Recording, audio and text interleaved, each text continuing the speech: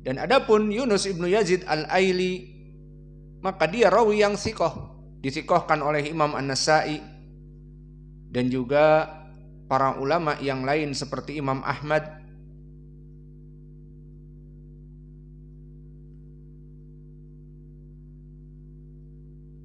Dan disebutkan bahwa dia termasuk asbatun nas dari riwayat Imam Az-Zuhri. Maka dari keutamaan sanad ini, Imam Al-Bukhari meriwayatkan Yunus ibnu Yazid an Az-Zuhri. Berarti Yunus ibnu Yazid murid yang termasuk paling kuat periwayatannya dari Imam Az-Zuhri. Maka Yahya ibnu Ma'in mengatakan thiqatun asbatun nas fi Zuhri huwa alimun bi Zuhri. Maka Yunus ibnu Yazid al-Aili termasuk dari para sahabat, para itba'ut tabi'in yang mana paling kuat periwayatannya dari Imam Az-Zuhri. Maka inilah kedudukan Yunus ibnu Yazid al-Aili sampai kitabnya Min Arwan Nas Ani Zuhri, kitabnya itu paling kuat jika meriwayatkan dari Zuhri.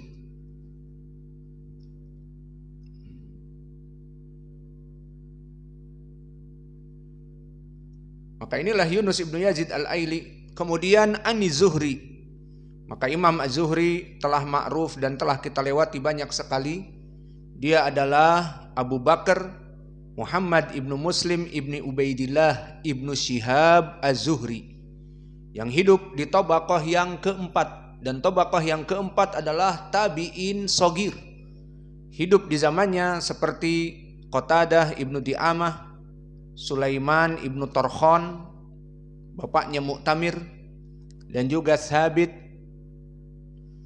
ibnu Aslam al-Bunani, dan banyak yang lainnya. Maka inilah tabaqah yang keempat. Adapun Az-Zuhri, maka dia di atas derajat dari thiqah. Maka jika disebutkan keutamaannya di pelajaran ini akan selesai waktu zuhur dan kita belum menyelesaikan dari keutamaannya. Maka kita cukupkan keutamaannya dengan ucapan Yahya ibnu Sa'id al-Qattan, berkata Az-Zuhri hafidun kana idza sami'a syai'an laqahu. Maka Imam Az-Zuhri itu hafid, orang yang paling hafal. Tentang permasalahan orang yang mudah hafal itu karunia dari Allah. Maka kalian harus bersyukur. Di saat Allah memberikan kecerdasan kepada kalian, bisa antum lihat, dan ini perkara yang memang Allah memberikan keutamaan kepada orang yang diinginkan. Dzalika fadlullah yu'tihi may yasha. Maka antum bisa melihat dari thulabatul ilm yang ada di sini, menghafal seharian penuh Sahih Al-Bukhari, ujung-ujungnya tidak hafal.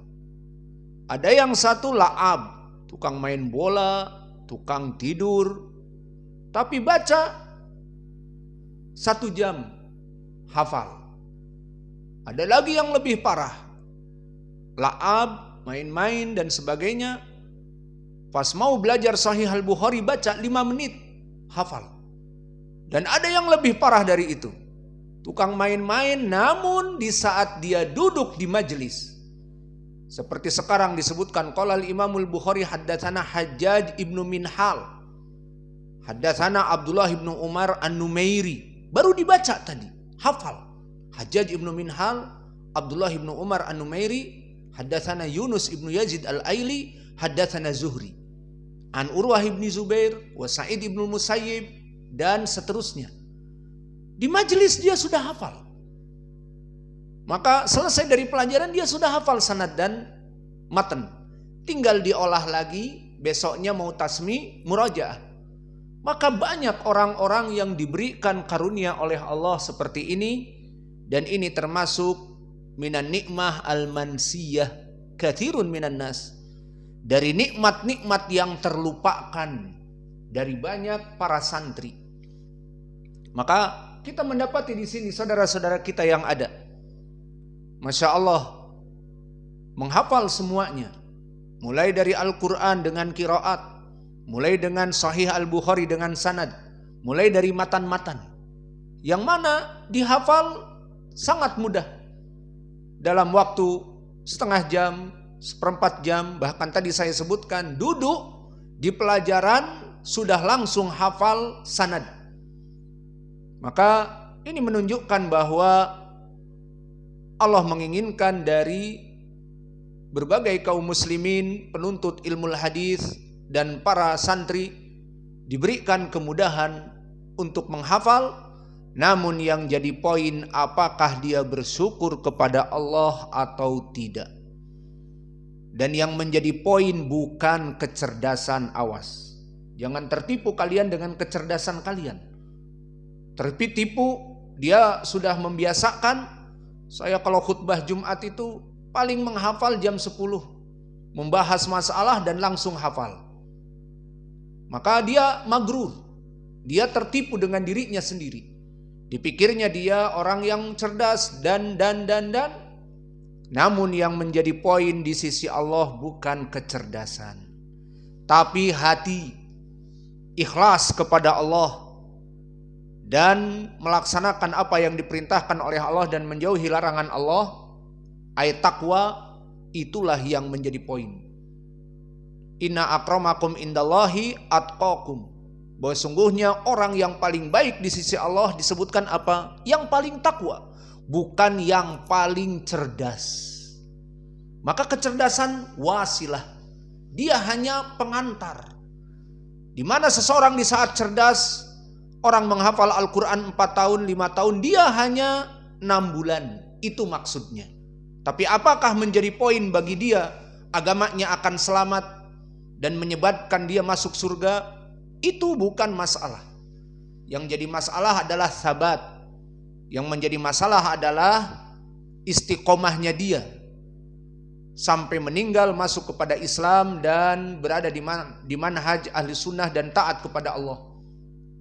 Adapun pandai dalam menghafal, itu kenikmatan yang Allah berikan untuk menunjang dia menjadi orang yang alim, dan orang yang alim akan masuk kepada surga karena takut kepada Allah. Seperti Allah berfirman, inna ma yakhsyallaha min ibadihil ulama. Sungguhnya orang yang paling takut kepada Allah mereka para ulama.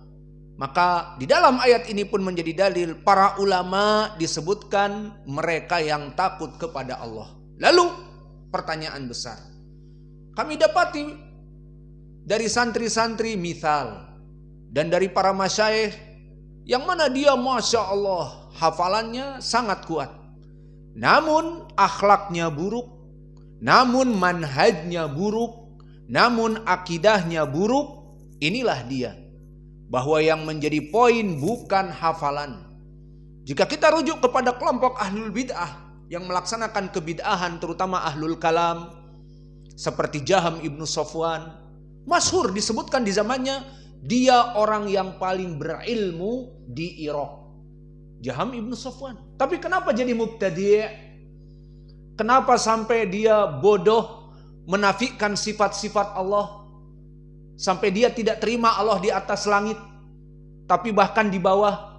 Kemudian di saat dinikos oleh para ulama, di antaranya Sufyan ibnu Uyainah, ya Duwaibah, wahai keledai kecil, kamu mengatakan Allah tidak di atas langit, bagaimana saat kamu sujud?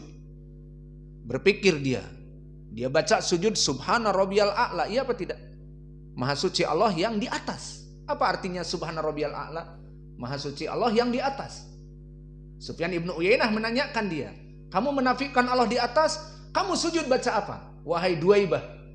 Dicerca sama ibnu Uyainah, wahai keledai kecil. Keledai besar saja penghinaan, apalagi keledai kecil. Maka dia menjawab subhana rabbiyal asfal, subhana rabbiyal asfal, karena kecerdasan dia. Tapi menjadi ahlul bid'ah jadi bodoh. Maka dia mentahrif hadis. Tidak ada hadis subhana rabbiyal asfal, maha suci Allah yang di bawah. Asfal di bawah, maksudnya Allah di antara kita, tidak di atas ars. Jadi Allah, kita masuk ke WC, Allah di WC, dan seterusnya. Maka itu penghinaan kepada Allah. Maka kesimpulannya, kecerdasan tidak menjadi poin untuk seseorang selamat kepada agamanya. Maka oleh sebab itu, ma'ruf dari ucapan as-salaf, diantaranya ucapan Imam Malik dan Abdullah ibnul Mubarak dan Sufyanain, dikatakan al-alimu laisa bikathrati haddatsana wa akhbarana, innama al-ilma ja'alallahu al-khawf fil qalb. Maknanya bahwa bukanlah seseorang disebut alim hafal hadis dengan sanad, haddatsana fulan an fulan an fulan, atau hafal Al-Qur'an 30 juz. Bukan itu yang menjadi poin. Yang menjadi poin, alim itu punya rasa takut di hatinya. Dia sekarang mempelajari tentang haramnya mencuri, ya dijauhi. Kalau dia orang yang cerdas, dia baca ayat-ayat tentang mencuri dan hadis haramnya mencuri dan mendolimi kaum muslimin, ya dia tinggalkan, itu poinnya. Bukan dia menghafal hadis-hadis dan Al-Quran dengan cepat, tapi tetap mencuri. Itu tidak disebutkan sebagai alim. Maka disebutkan orang yang alim itu bukan banyak hafalannya yang menjadi poin dan cepat menghafal, tetapi orang-orang yang mempraktekkan apa yang dia dengar, dia amalkan. Beda di sini. Maka ketakwaan yang menjadi poin. Namun kecerdasan juga nikmatun mansiyah, nikmat yang banyak dari manusia tidak mensyukurinya. Maka jika dulu dia menghafal dari syair-syair yang ditulis oleh para musisi, hafal bahkan bahasa Inggrisnya dan hafal bahasa Indonesianya dari lagu-lagu musik, dihafal dan dinyanyikan karaoke dengan di luar kepala, pakai bahasa Inggris yang lagunya barat dan pakai bahasa Indonesia.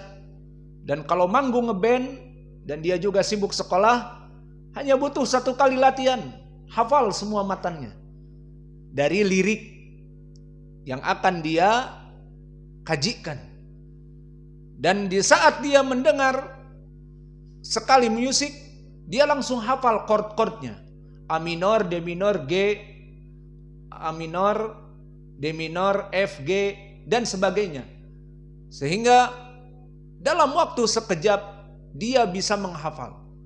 Maka kemudian di saat dia hijrah, maka akan menghafal dengan mudah dari hadis-hadis dan Al-Quran yang jelas lebih bermanfaat baginya. Namun yang menjadi poin bukan masalah cepatnya menghafal. Ini hanya sekedar wasilah.